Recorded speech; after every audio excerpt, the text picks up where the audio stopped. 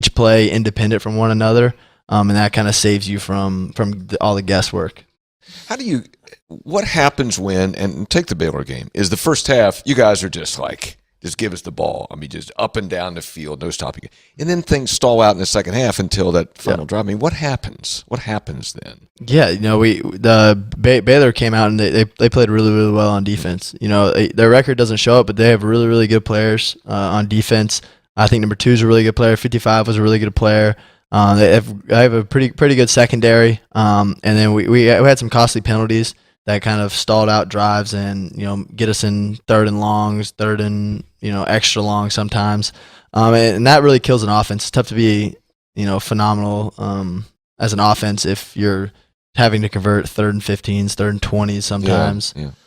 But then our guys are super resilient, and that's kind of been the theme this whole year, is just how resilient our group is, and we were able to respond. That third down was critical for you guys. Sports Info Solutions put a stat out yesterday. You guys were 4th in the country, so it was third and long rate, and that translates to the lowest percentage of set of downs reaching 3rd and 7 or longer. 4th best in the country, meaning you had the 4th fewest of those situations. Your first and second downs were really good this year. That's critical to you guys, right? Yeah. Then you get to 3rd and 4, and that whole playbook's available to you. Yeah, then that's kind of, in fall camp, Coach Brown had a tracker of P and 10, 1st and 10, and then second down efficiency. So it's kind of something that we tracked and we worked on throughout the whole entire fall camp, was how to get better at first downs and how to get better at second downs, because he has the statistics, but if you get 4 or more on first down, your chances to convert, your chances to score, skyrocket. Yeah. So that was really a point of emphasis this offseason. Let's talk about Neil for a second and play calling. And I realize a lot of what I'm about to say comes because of success on first down. It comes from lack of turnovers from you. But the playbook seemed to really expand and open up this year. Multiple sets, multiple motions. Every game there was a new wrinkle put in.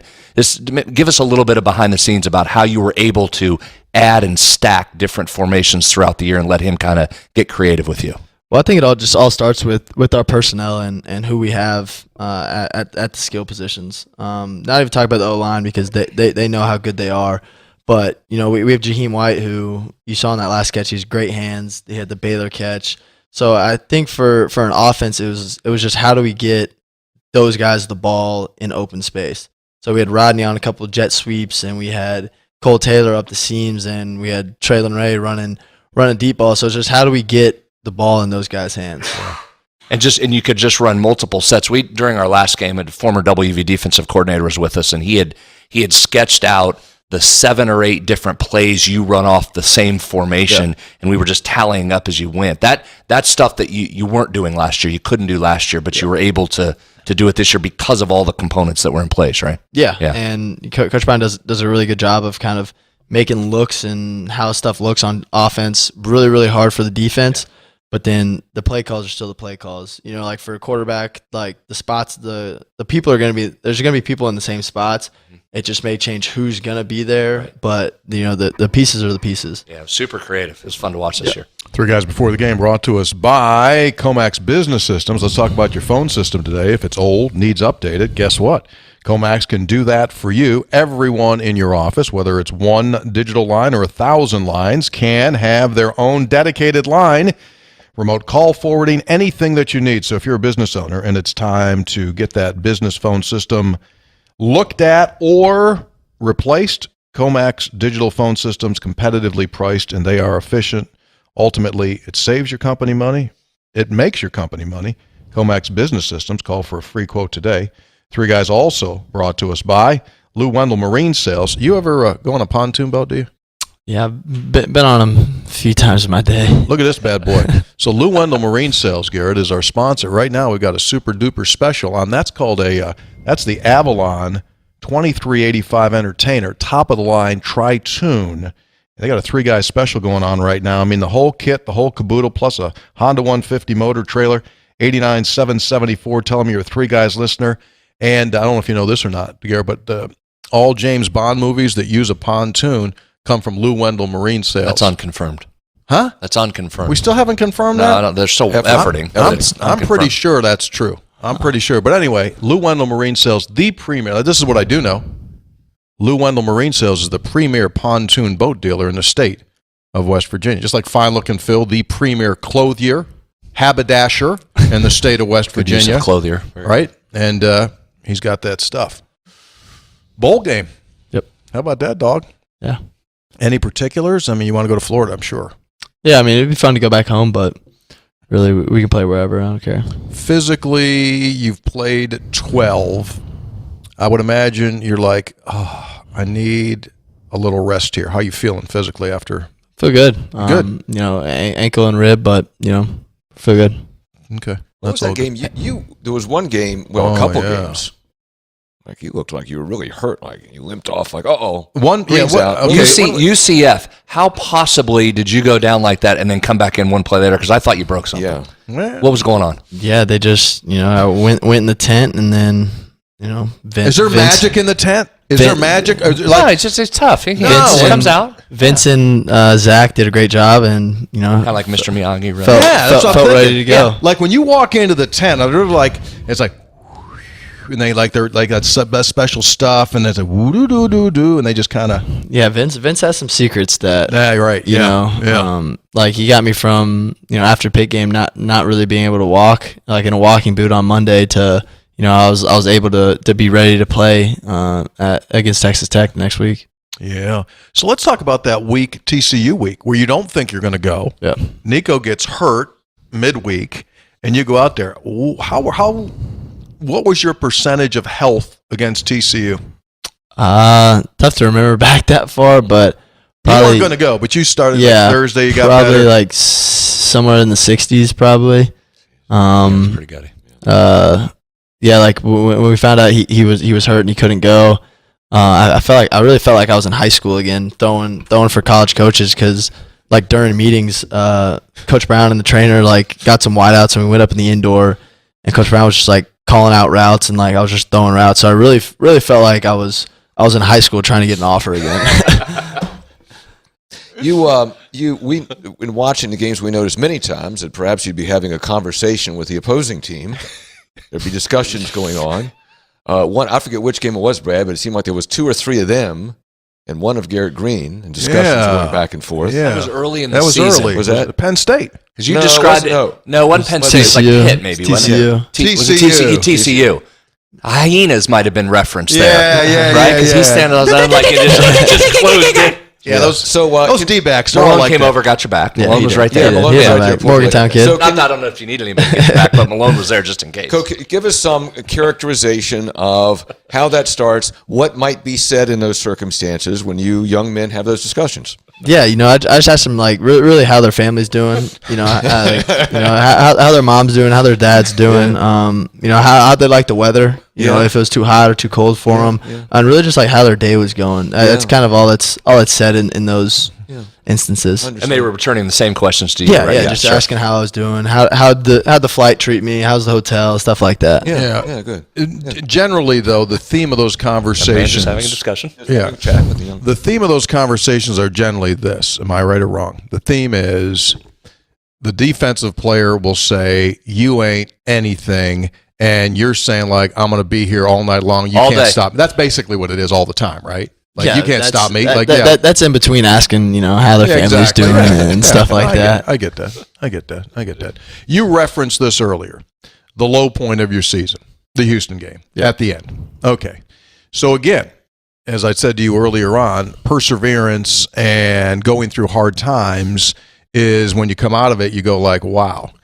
How did you deal? Like, how crushed and what was your best piece of advice that you got to get through that week, and let's go play the next game? Yeah, you know, I think it just goes back to my weekly routine. You know, I mean, after that game obviously sucked, and you know, I made a mistake that, you know, starting quarterback can't make in that situation.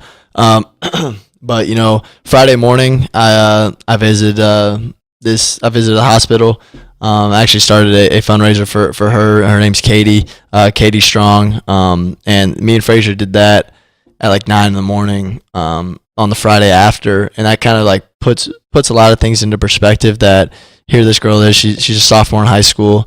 And she's really battling her ass off, battling for her life. So this was the day after the game? Yeah, this was the morning after. And you got home at whatever it was, 3, 4 o'clock. Yeah, whatever. So that was the next morning. I kind of just showered, rolled out of bed, and went up there. But it kind of just puts everything in perspective for me. On the Sunday, I went to church, and then everything was going after that. Yeah, I mean, think about it. That's all mindset stuff. If you let that fester and you let it kill you, it'll crush you. Yep. If you go the other way on the thing, you can use it as a source. Absolutely. I think Hoppy's been better behaved. Yeah, I feel like he's got some questions lined up. So just fire away. He's been doing some stuff. Hey, I'm not even going to. I'll just tell you this. I mean, everybody's stroking you, and they should. You had a great year. I've seen a lot of games. Here comes a heater. I've seen a lot of games. To be a Mountaineer fan is at times is a suffer. I've graduated from the university, and I really enjoy the year. We cover it, but as a fan, I enjoy the year. I enjoyed watching you all play. Yeah. And I think that was one of the things, and Brad and I talked about this a lot, about this team. There were many times where you go, not with this team, you go, who's going to score? Who's going to make a play? What's going to happen here? There were frustrations. And this team brought a lot of joy this year. And for that, I think you all deserve a lot of thanks. And I know it's a lot of hard work. Yeah. But you brought a lot of joy to Mountaineer Nation this year. Thank you. Yeah, and this team is kind of one of the closest teams I've been on. Everybody from defensive linemen to even quarterbacks and safeties to O linemen. I think top to bottom, this was a really, really close core and close group that I think that's what eventually led to success. Yeah, it makes a difference, doesn't it? Yep, no doubt. Yeah. What's something that common folks don't know about Neil Brown that makes him good at what he does? I think just how he goes about business and how he, not really so much football-wise, but just how he develops men. I came in here as an 18-year-old boy, graduated high school early, came from the sunshine to the snow, and it really, I say I was born and raised in Florida, but then I really grew up in West Virginia, and that couldn't be more true. Like, I wrote my first check, and I hadn't had to ever write a check before. Yeah. But, it's just little stuff like Old school. that, like my laundry. I don't think they do that anymore. I got to do my laundry. Sure. Stuff like that, like making your bed. But all those stuffs are kind of so small, but on the greater scale, just really becoming a man, and I think that's what he really does best that people don't really realize is how good of men he makes. Yeah. Fifth quarter program has been good. We talked about that last time when you went overseas. By the way, we received a couple of emails here. Still have some outstanding bills at a few bars in Greece when you made your way over there. I got to get on that. Try to wrap that up. God forbid I have to go back there and handle it. That would just be terrible. I forget one of your teammates told me that they're going. I just talked with them. I forget who it was, but they're going over this year or this summer. You're not going back, are you? Oh, you're going back. We're back. The sequel. Yeah. Good for you. Yeah, we're going back. So when's that? In the summer? I have no idea. I've just been worried about Saturdays. Oh, I get it. So now you're going to go back. Yeah, but I do know that we're going back.